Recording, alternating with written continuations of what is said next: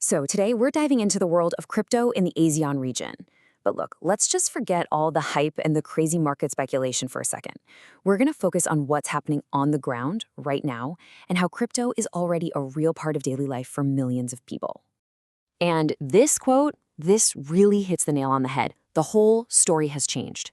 For so many people across Southeast Asia, crypto isn't some far-off what-if scenario anymore. No, it's a what is happening right here, right now. Okay, first up, idea versus reality. We're going to look at how the global perspective is shifting. So to really get what's going on, you have to realize there are basically two completely different conversations about crypto happening at the exact same time. And here's that contrast, laid out plain and simple. On one side, you've got the global perception, right? Where crypto is this big idea, a future thing, basically an investment game. But then you look at the ASEAN reality, and it's totally different. It's a tool. It's a solution for today. It's all about practical, real-world use. All right, next section, adoption on the ground. We're going to see how crypto is actually being used. So what does that really look like? How does this big idea turn into something people are actually doing every single day? Yeah, this isn't about hype at all. It's purely about function. We're talking about people moving money across borders to their families, without getting hit by crazy fees. Or think about freelancers getting paid for their work online, gamers jumping into these huge gaming ecosystems, or just people finding a way to get around slow, expensive banking systems. This is the stuff that's happening quietly, consistently, every single day. And I mean, just look at the scale of this. This chart shows you exactly what's going on. You've got countries like Vietnam, the Philippines, Indonesia, Thailand. They are consistently right up there at the top of the list for global crypto adoption. This isn't some tiny niche thing anymore. It's absolutely becoming a mainstream phenomenon.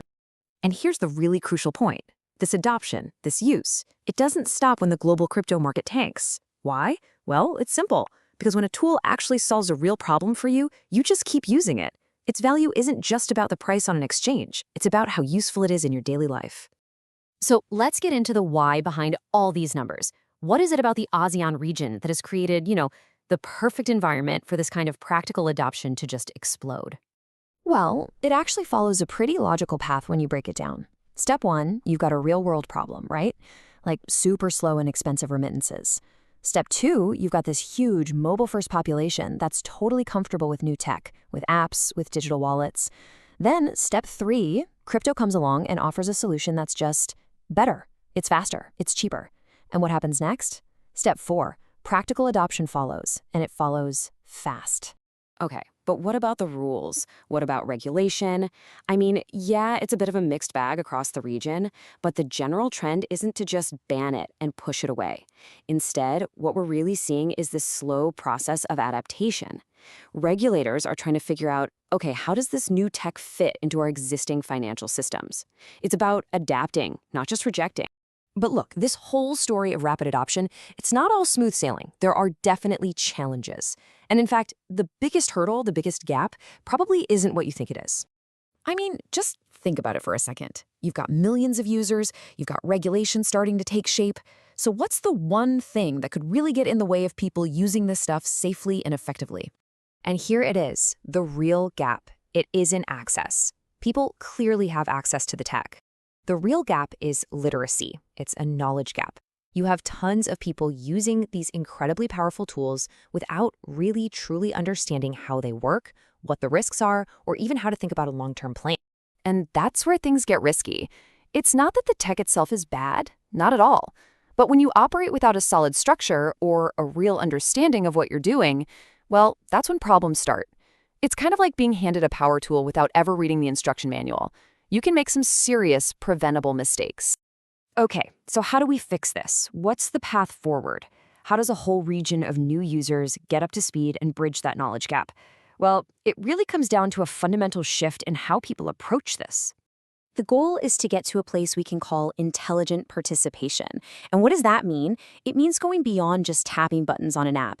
It's about being able to think clearly, to accumulate steadily, and to actually understand what you are doing, instead of just reacting emotionally to every market swing.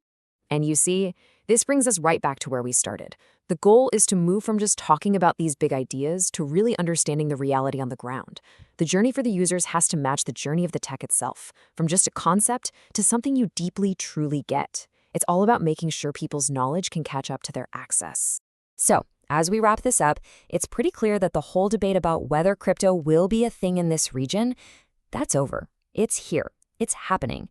And that completely changes the final question. It's not about whether to join in anymore. The final question is how? How do you engage with clarity and discipline? How do you participate in this new digital world with a clear head, a solid understanding, and a plan? That is the real challenge. And honestly, it's the most important question for millions of people in the region today. Thanks for tuning in.